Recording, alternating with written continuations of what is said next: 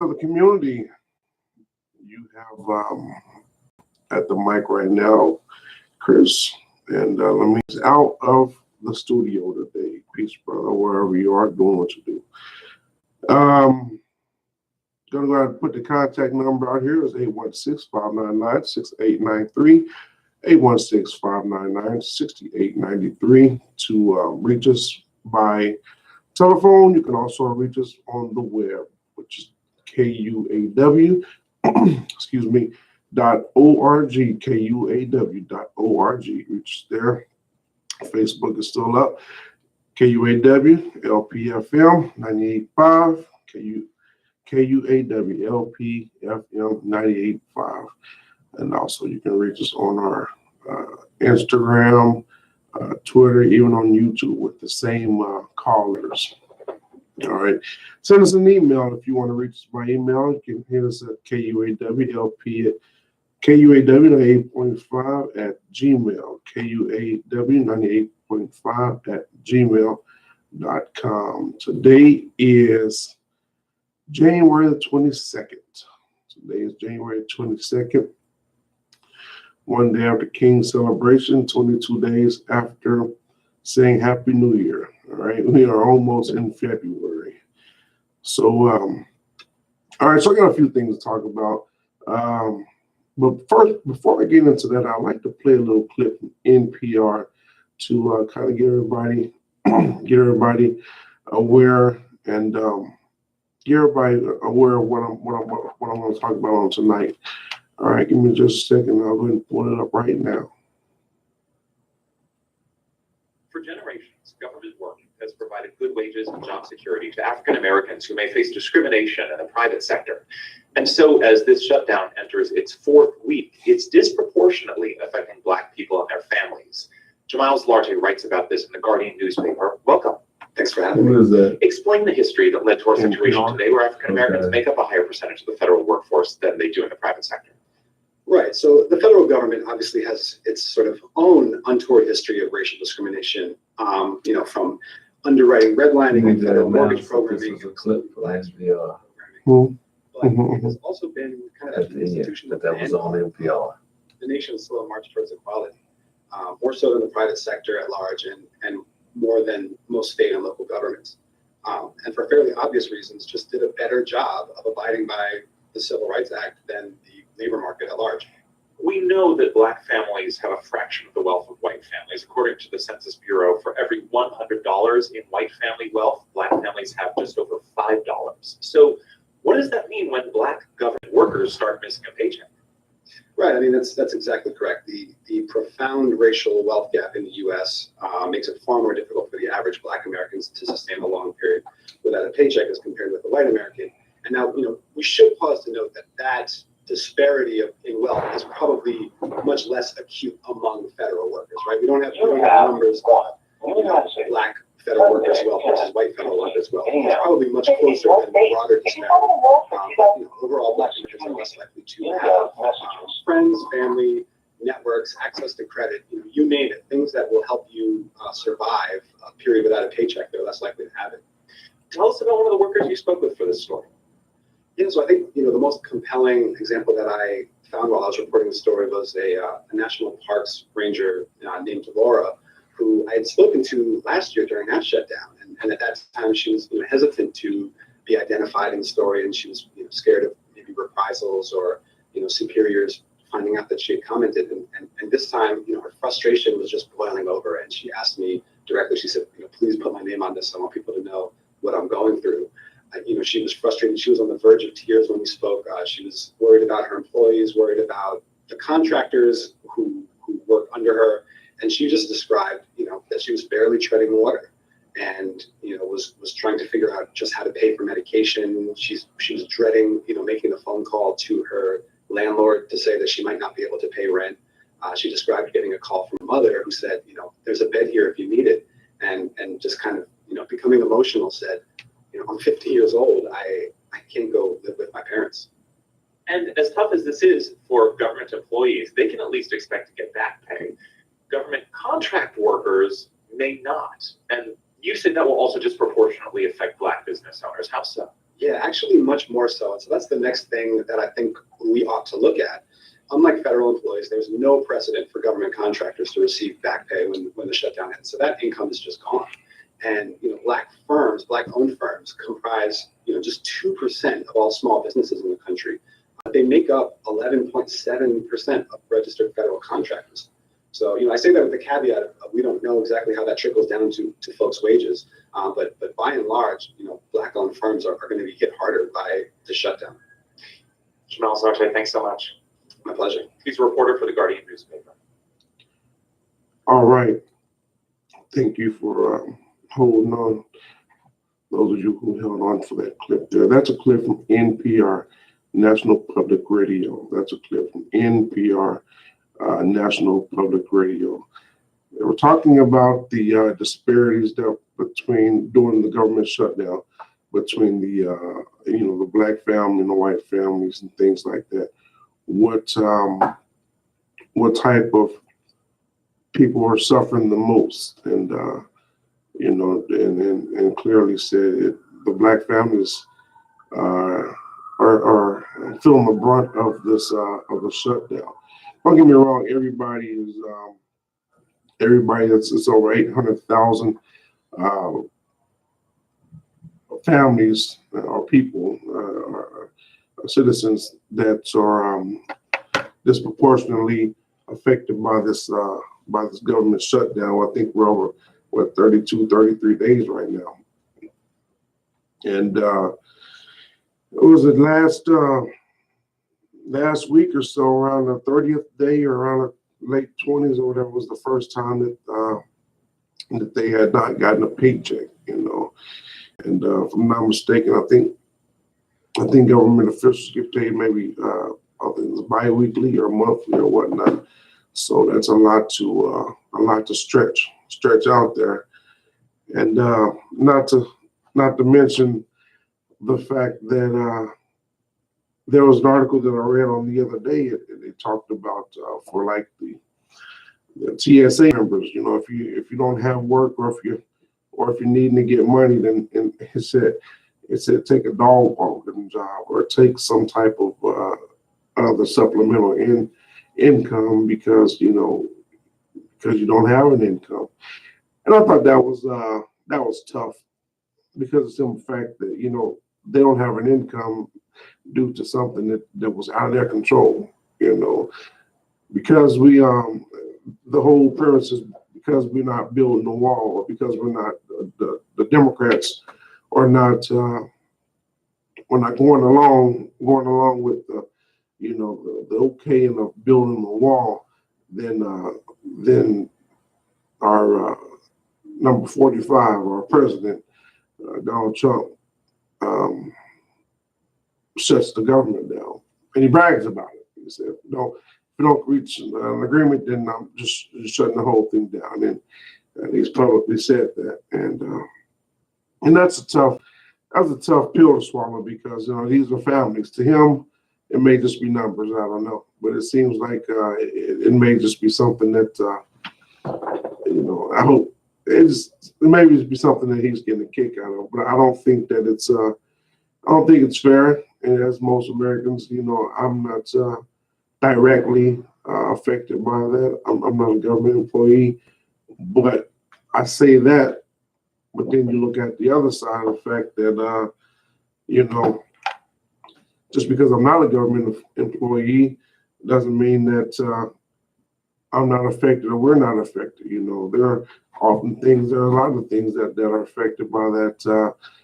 Say our produce comes in on maybe government contracted semis, then that affects our food. We do know that the FDA, if I'm not mistaken, the FDA talked about that they were halting the inspection of a lot of the food that was coming, because they can't go to work. So how can they go to work and pay for gas to get there? If they can't get there, then they can't inspect a lot of food, and that's a dangerous thing, because in the past we've had salmonella and E. coli outbreaks, and we've had problems with the beef and problem with the lettuce and some of the fruits and things like that.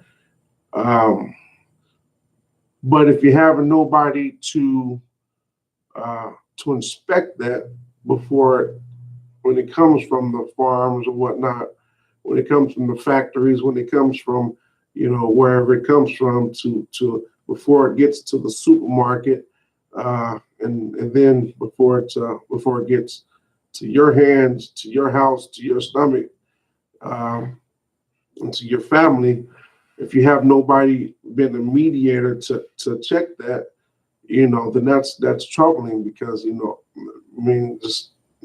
just keep it real, we don't know how, I don't know how to test for E. coli. I mean, I'm sure there's probably tests that you can take, I believe, I don't know, but, oftentimes we don't have a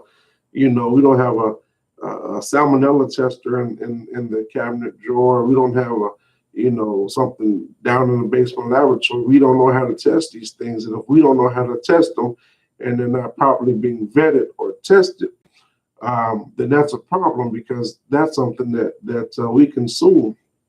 And that's something that can hurt us, and there was TSA members, there are TSA members calling in sick because, obviously they know, the government knows why they won't, ain't being able to come to work because obviously they don't get paid. So there's TSA members that are calling in sick saying they cannot come to work. Well, ain't got no money. It's kind of hard that to go somewhere when you're not getting paid, but you want to do your job. And for those who want to do a job and do it well, whether you want to do it well or whatever the case, you want to do it to get a paycheck because you have bills to pay.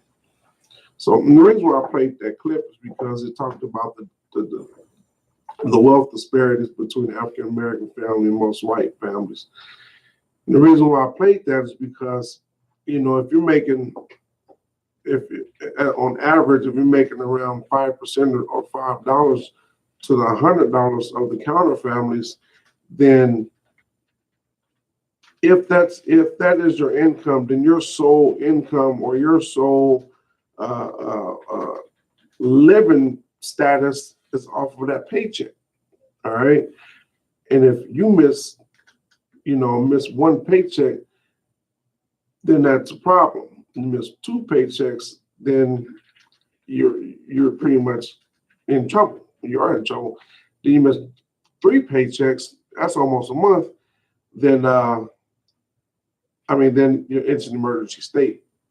And I was reading articles about harvesters, and I think it was Salvation Army, and I think down in Atlanta, and I don't know what, I haven't read anything about here. I just reading different articles, but one in Atlanta, there's churches and things like that have been, and food banks that have been opening up.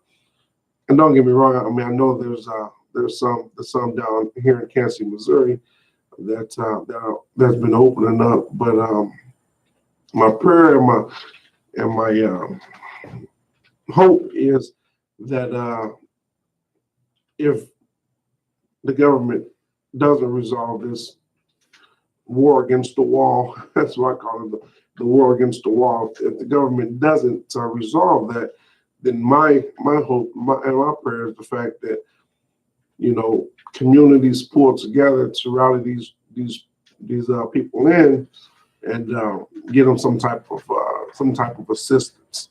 You got to think about it. It's more than just food. It's that I spoke about just a moment ago, but it's about fuel. It's about gas. You take fuel to run your cars. How do you go somewhere if you don't if you don't have money to pay? You say, okay, well, you use a credit card until things get better. Thing about it is nobody knows when it's going to get better. Nobody knows when they're going to reach an agreement. Nobody knows when this guy's going to get off of his high horse or whatever the case, and they're going to get this thing situated or rectified. So then that's an issue. Say these are families, black families, white families, Hispanic families. Say these are families, and they have children. All right, with children, even whether they're small children or teenagers or preteens or whatever the case, that right there is a cost from diapers to just, everyday essentials. Not to mention even the mortgage that some of these people have hinged on. I got a job, a decent job, or put my family in a better place, a step above what I'm used to, just a better place. I mean, we've seen that even with, Detroit. When the car factories were in Detroit. And as Detroit become the major factor of car manufacturers,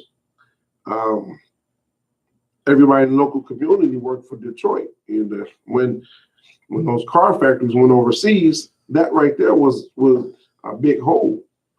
Excuse me. That right there was a big hole that was left in the communities. So this government shutdown, it's a big deal. It's a big deal because folks make make comparisons to the inner city and to the Black communities and things like that, as far as having high crime and low standards and just overall bad places. Well, oftentimes those overall bad places, and most times, didn't happen, just because Blacks didn't want to work. It just didn't happen just because, we didn't want better lives. Oftentimes those things happen because by design, as far as, like I spoke about Detroit and other places.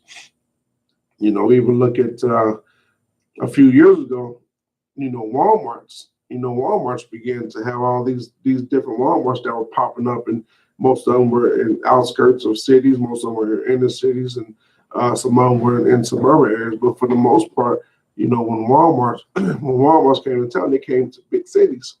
All right. Then you have the Walmarts that come to these big cities, and then they take everybody. Well, they move to these big cities. They buy up a lot of land. They develop the big humongous store, and then Joe's Crab Shack. Well, not Joe's. Joe's Mini Mart and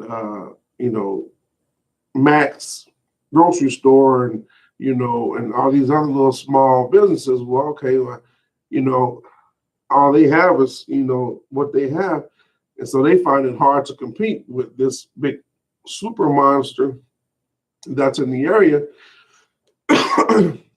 Excuse me. They find it hard to compete with this big super monster that's in the area. So what they end up doing is they end up shutting down. We've seen it with Quick Trips. A Quick Trip moved to a certain spot, and there's like a few little gas stations. They can't compete with that. So back to Walmart. So when Walmart, a company like Walmart, a big company like Walmart, moved to a location, they just suck up all the employees or all the neighborhood. People in the neighborhood say, "Well, I'm going to go to Walmart. Walmart pays pretty decent, I guess." And Walmart, they got everything you need, so they stopped going to Joe's Shack and Jim's Bakery and whoever's deli. They stopped going there because why would you go to these different places if you can get everything you need from one spot? That's by design. So then this big entity, like a Walmart or something like that, ends up shutting down. And we've seen that, in the last few years, I don't know how many Walmarts, and these are super centers. These ain't no, neighborhood small market. These are super centers. So you have these Walmarts and things like that shut down. Okay, so all the employees that left they decent wages to go to this one particular spot to work. Now, what do they have to do? They have to find work. These grocery stores, these restaurants, and these bakeries and delis that shut down because they couldn't compete, they're already gone. So now there's a big old hole right there, and there's a big old vacuum.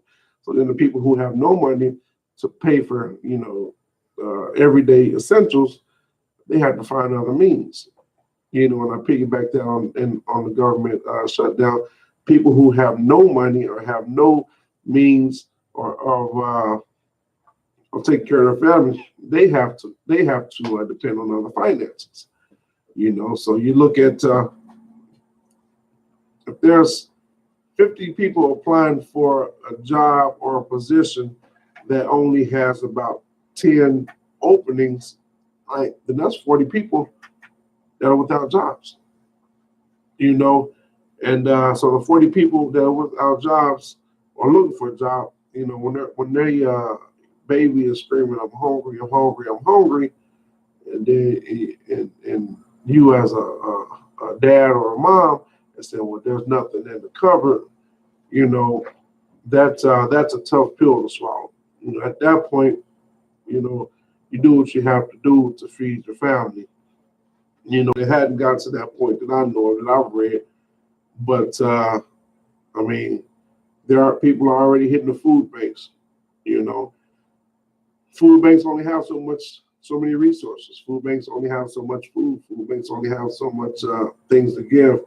And like I said, my hope and my prayer is that this things get rectified and we get a situation. Me personally, I don't think we need to build the wall. If you have people out there that are securing the borders like they need to and things like that, then the borders are secure. People gonna come in. If you build a wall 50 feet tall, people gonna dig a tunnel up under. They gonna find ways to get in. You don't spend billions and billions of dollars, on this particular wall. And some of you may disagree. That's fine. But you don't spend billions and billions of dollars on a wall that we as Americans, we and I forgot how many $1 trillion in debt. So then you throw another $1 billion wall. It's just interesting, man. And the other parts of that, the conspiracy part of that, to me is, all right. So you want to build this wall. Trump. You want to build this wall. What's the reason? Okay, obviously you say it's to keep the immigrants out, or quote unquote, keep the gangs and the drugs and the bad people out. Well, it's historically been said that gangs and drugs are a small portion of the amount of people that have been bringing drugs into the United States, yet to be United States of America.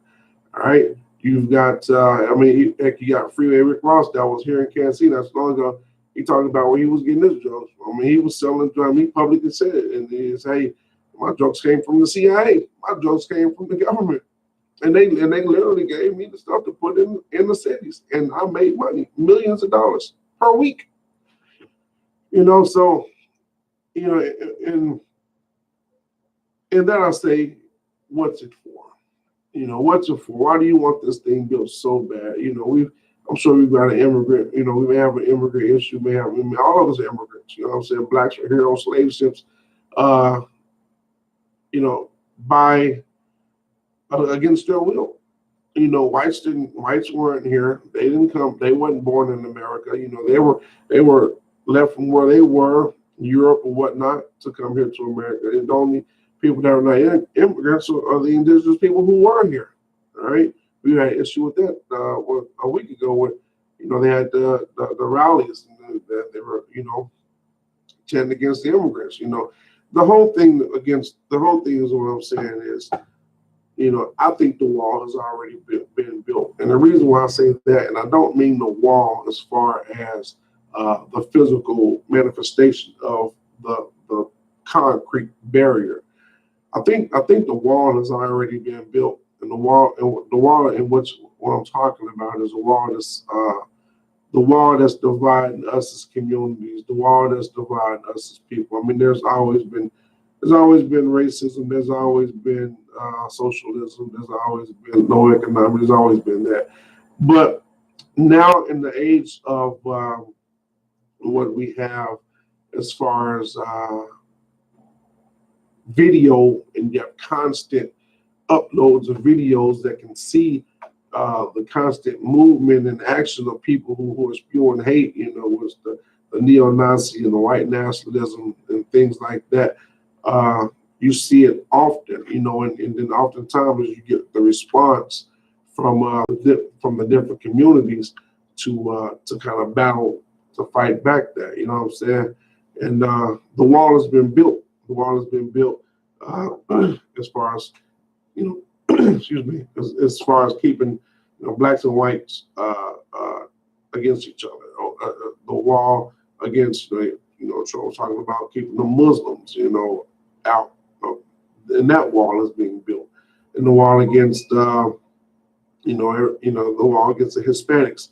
These little walls that have been built around communities, things like that, that people don't really notice, but there's being built, and it's being that separation, and as that separation is being built, it's and I use it's coined the phrase divide and conquer. If you can divide all the people, then it's easier for you to break down certain segments, and if you got this group hating this group, it's easy for the one group that hates the other group to say, yeah, man, do away with them because we hate their guts, and then when you build up that anger against certain segments of people, then it's easier for some people like, hey, listen, we can't eat, we don't have jobs, they're the bad people. It's easier for them to say, ICE or whoever the case, come in and take care of them so that way we can eat, that way we can live happily ever after. But the thing about that is when they take away that group, then you got to think about they take away that group for their reason, they're going to come after you. So that's my whole deal on the wall, man. And the government shutdown. I think we need to come to to an agreement. And I believe that the Republicans and the Democrats are one of the same. Both of them getting office. Both, we've been lied to by both of them. We've been tricked by both of them.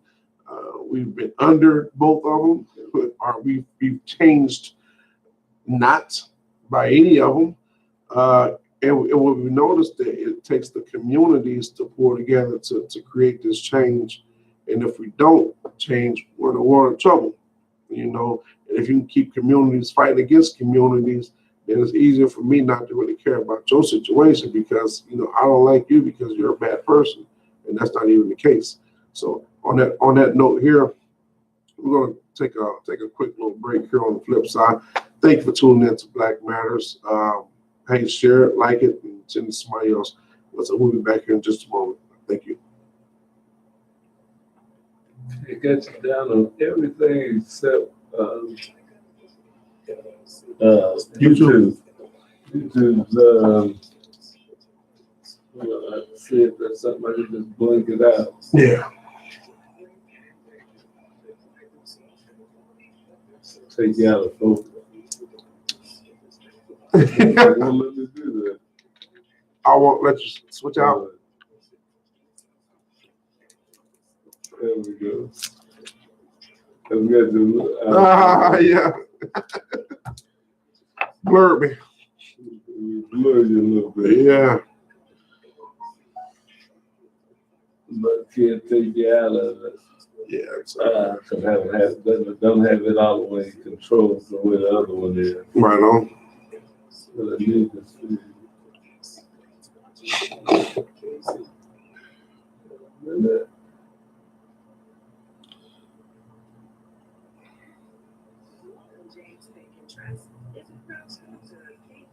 Yeah.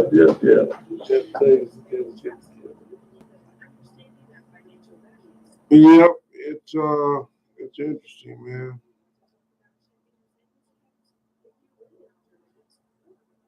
Oh yeah, this the whole thing with the government is it's getting old. It's it's getting old fast. It's just like, you're mad. You're really that upset that we're not creating a wall. And that's my whole thing. What is the ulterior motive? It ain't just about the wall, brother. There's something behind that. Oh yeah. We don't have immigrants running through the streets. A lot of it's about saving face now. Oh yeah. No, because he said he was going to build it. If you got to that point now that it's the saving face thing, it ain't even about the issue. Yeah. We're dealing with something that ain't even the issue now. Yeah. And the Democrats too. Well, they said we ain't gonna get away with this now. Don't even want to know how to get out of it. Yep. Okay, we said we ain't gonna do, and you said you ain't gonna do. Right. That ain't gonna work. That is not gonna give us a answer that we need. And they said the Mexicans were gonna pay for it. Man, like, man, listen, we ain't paying for nothing, amigo. Oh yeah, that's been a deal. Yeah, they try to say, well, they're paying for it with the trade deal. Yeah, okay. Yeah. So now we have a situation where he's like, well, wait a minute, they ain't paying for it. I thought I could bully him into paying for it. Now it's like, how do we get this wall built? All right, well, we'll shut down the government and then we'll get the ball. Okay. Yeah, and I'm thinking, pay the people. Yeah. Do whatever else you're gonna do. Stop anything else you want to do, but you need to pay people that are working. Yeah. You can cut down on what you send to these programs and what you send to the aid for farmers and this and that. But the people that are working every day, you got to pay them. You gotta pay them. And you ask them to keep working. Yeah. Okay, you ready? Yeah. Yes. All right. Thank you for continuing to support us here at the radio, at KUAW Radio, Knowledge, Understanding, and Wisdom. Thank you for your continued support. Also, like I said, if you want to hit us, if you want to reach us on those contacts or on those sources, our phone number is 816-599-6893, 816-599-6893. Also at KUAW.org is our web if you want to drop us a line there. Also, you can continue to send us our emails, KUAW8.5@gmail.com. And also, I mentioned this earlier, but on the TuneIn app, we're just on the TuneIn app. And at TuneIn.com. So, all right, I alluded to talked about the wall and things like that. We talked about that. And before I get into this next little piece, I want to kind of wrap that up real quick. A few years ago, about a year or so ago, I think it was around the end of the year, we try to talk about near the end of the year, the first of the year, talk about your finances, talk about, the way that you can check your credit report. The three major players in checking your credit report, Experian, Equifax, and TransUnion, continue to monitor your credit report. And I got to do a better job at that myself. But continue to monitor your credit report and see what's what's going on and whatnot. But also, when you do that, look at different streams of income. Like I said, that also is another thing that I'm working on myself, is trying to create another stream of income or different streams of income. That way, you're not solely committed or solely tied to one specific income or one specific flow of cash. If one avenue stops, as we have now, if one of those rivers, so to speak, that cash flow stops or slows down, then you can increase, or you can kind of stockpile, or you can kind of have the other one, kind of kick in, or continue to come in while this other one is has stopped or slowed down. And I think that's the dangers of depending on just one particular stream of income. I think Dave Ramsey, my wife and I, we went to a class a few years back, and we learned from it. We've not implemented it at all. And there's some things that need to be done on our ends to tighten that up. But I'm just being honest, so I'm just putting it out there. But what I'm saying is, talked about multiple streams of income, because when you have multiple streams of income, you have more than one source of cash. And if something happens, then you're in a tough situation, but it's not an emergency situation. It's like, okay, well, we need to hunker down on this because we don't have this right here coming in, but we're okay, but we're staying afloat. And I think that's important, to have that to look at, We've also talked about Dre Taylor. We've interviewed him before. He's down here at Nile Valley Aquaponics, their local inner city farm that I think is 29th and Wabash. You know, we've interviewed him, and we've interviewed, I can't remember the other gentleman's name, is out in Grandview, but we've interviewed a couple of different local farmers that have local fresh produce, herbs, vegetables, and things like that. We've interviewed them, and we brought them to you to figure out, okay,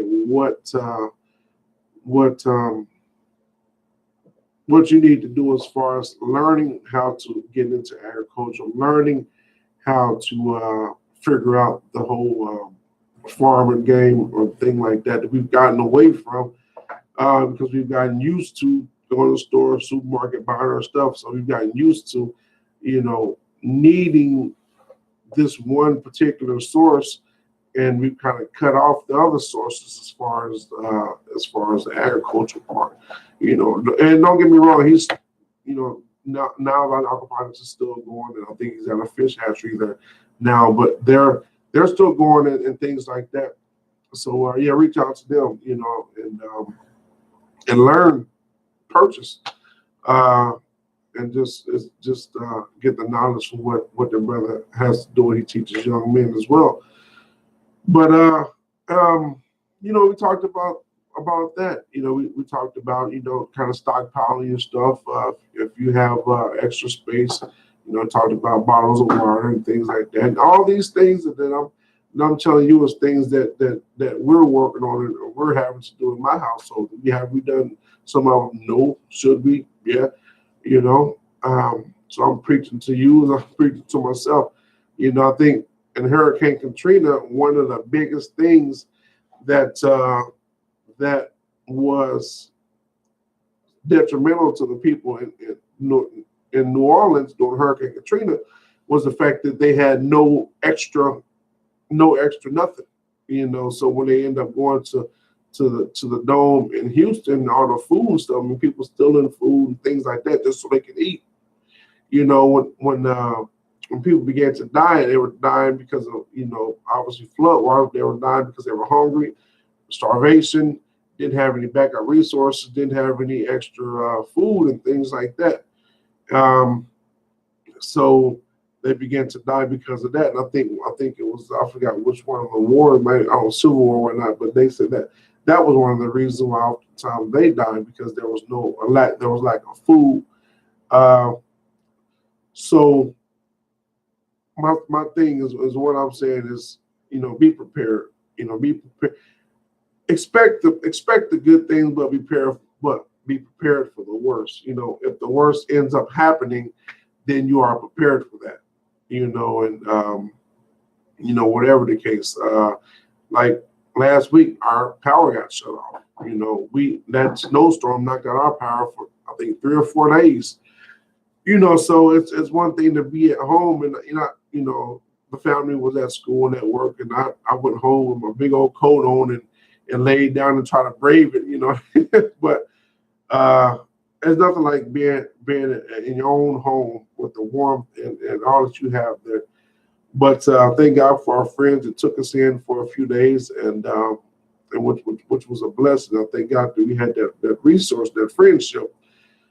But you know, what if we didn't have that? You know, we got a fireplace. I tried to light the fireplace. I had never lit it.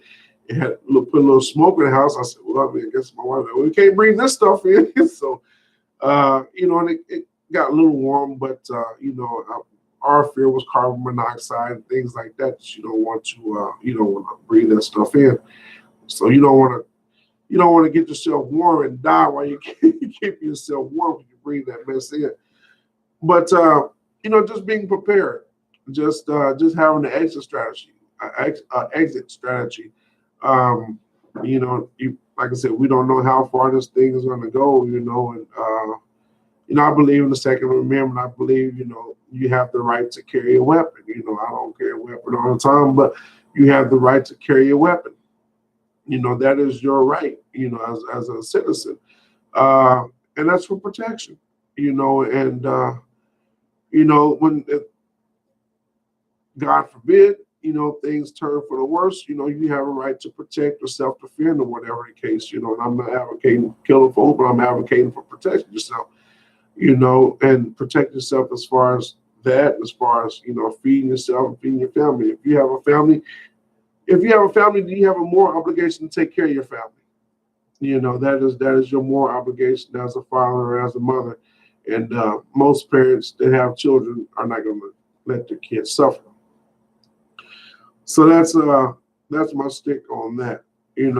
So I was reading something the other day, and it was talking about the president's. What is his? Let's see. What are his rights in emergency procedures? So it's okay because he alluded to, okay, well, if this thing doesn't go as he wants or whatever the case, and at some point someone he's the president, call a national state of emergency. All right. Well, I don't think we're in a national state of emergency because we just don't see Mexicans, and that's why the reason I say that is because that's why he's talking about building the wall. But we don't see immigrants or Mexicans coming in here, killing folks, or mass shootings in the street because we got people coming over the wall. If anything, we have folks coming on the wall to create a better life for themselves from the country that they've been in, from some of the, Syria or some of the other third world countries, which the United States of America have been a very integral part of tearing up their country, whether it be bombs or whether it be just going in there and setting up situations. Well, we've been a part of that, so it's like, you on both ends.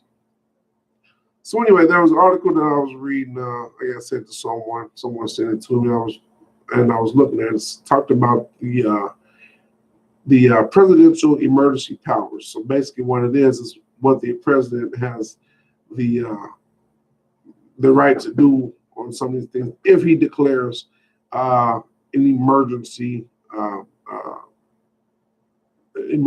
state of an emergency.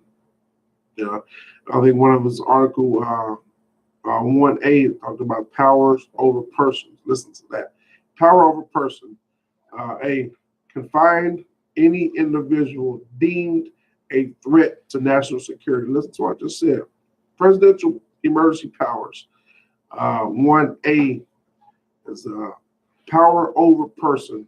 A is confine any individual deemed a threat to national security. All right, now, what does that mean? So you're confining a person that is deemed, keyword deemed, that means saw, that means looked at, possibility of threat against national security. All right, that's an interesting task because we got to look at, what was it, Black Lives Matter. Black Lives Matter got deemed to be a threat to America, to a national society. Black Lives Matter are actually, I think they're on a terrorist list as a hate group, and I thought that was interesting because they would have them as that. All right. So article was it 2A? Oh, okay. Let me go to 1G. 1G is the suspension of habeas corpus. And I'll glance over that. I need to find out what that is. Not really, but Article 1H is to declare martial law, and that's interesting because if you say declaring martial law, what martial law said, and that a few years back they were talking about martial law. Well, martial law is when they come in there, the government comes in there and they tell you, hey, you can't do this, or we're forcing you to do this, or you can't come out of your house. We forced you to do this. We saw that when in Mike's Brown murder in St. Louis, when they came through, and our groups came through and they told them, listen, you can't come out of the house because there's a state of emergency out here. All right, let's see. another one that I was reading here. So, all right. And this is 3A. It says, in carrying out his report obligations to Congress, the president may withhold information he deems damaging to the national security. Listen to what I said. In carrying out his reporting obligations to the Congress, the president may withhold information deemed damaging to national security. So basically saying if the president thinks if it's a national security situation, he can hold out on and not report obligation to the Congress.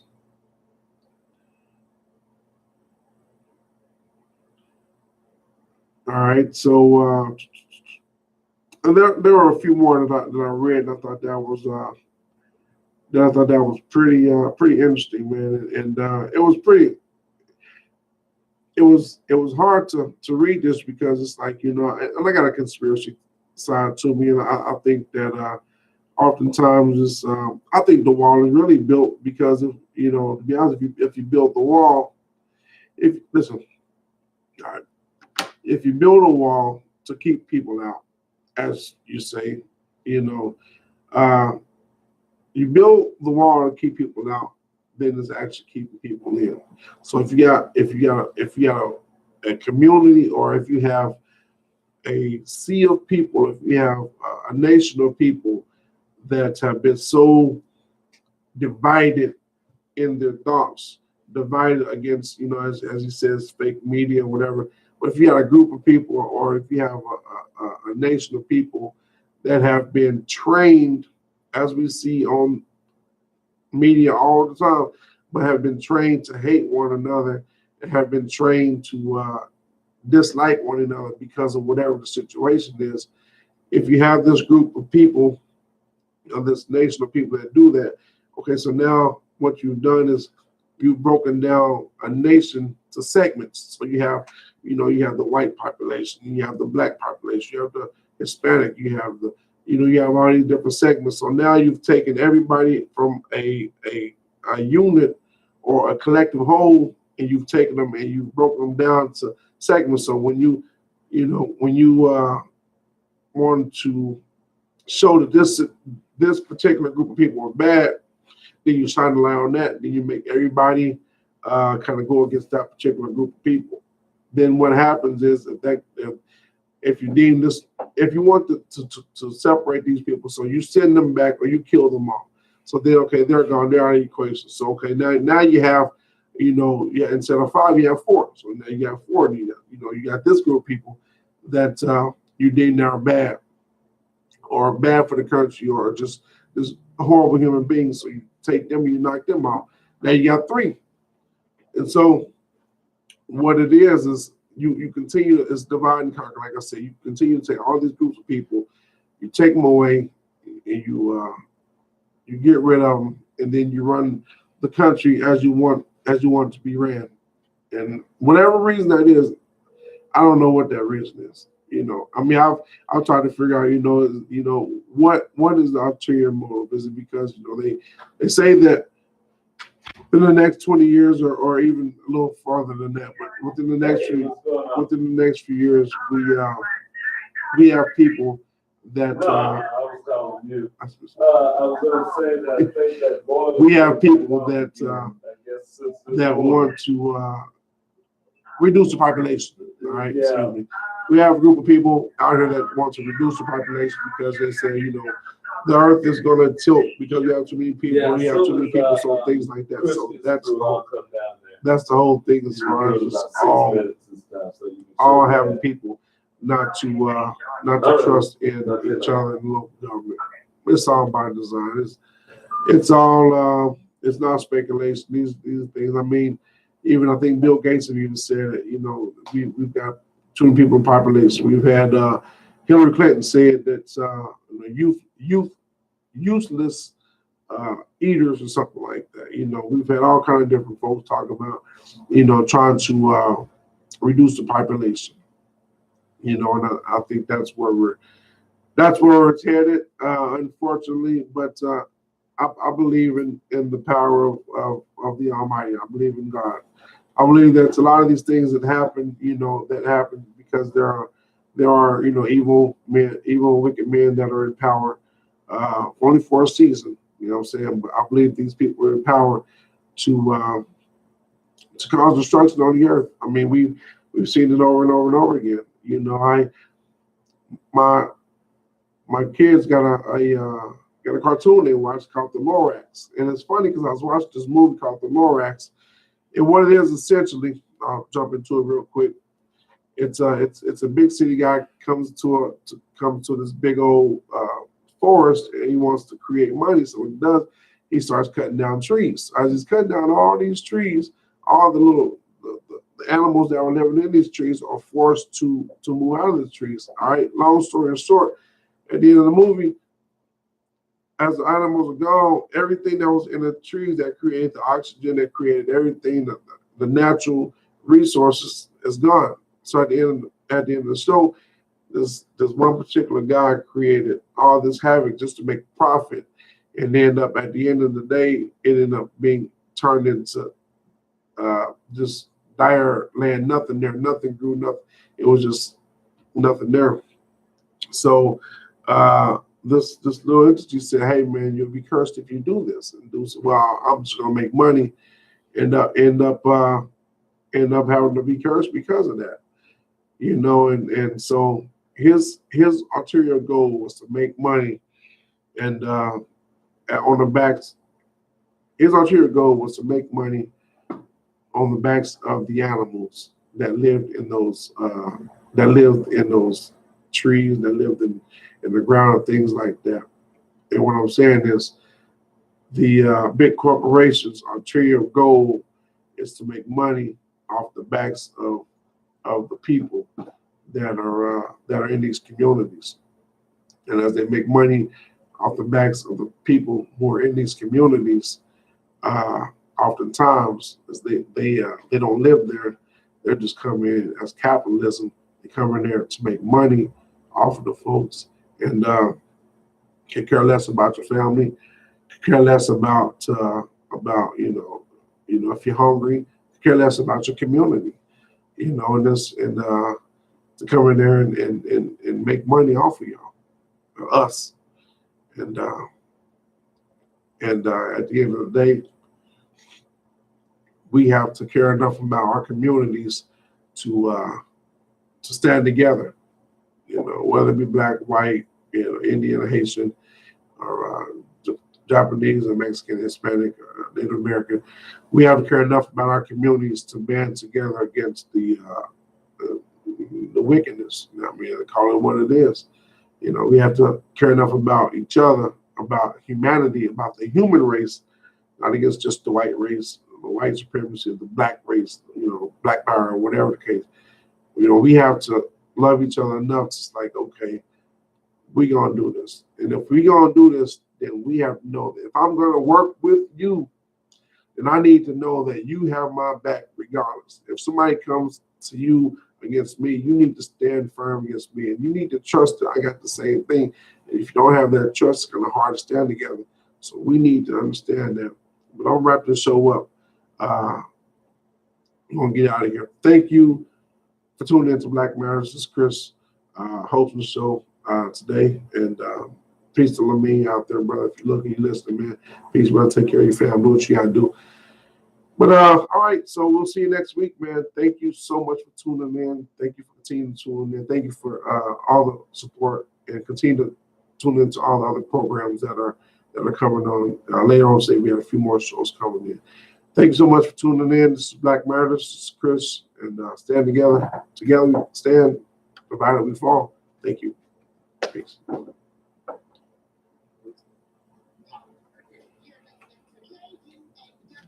This is That one went right into me. yeah.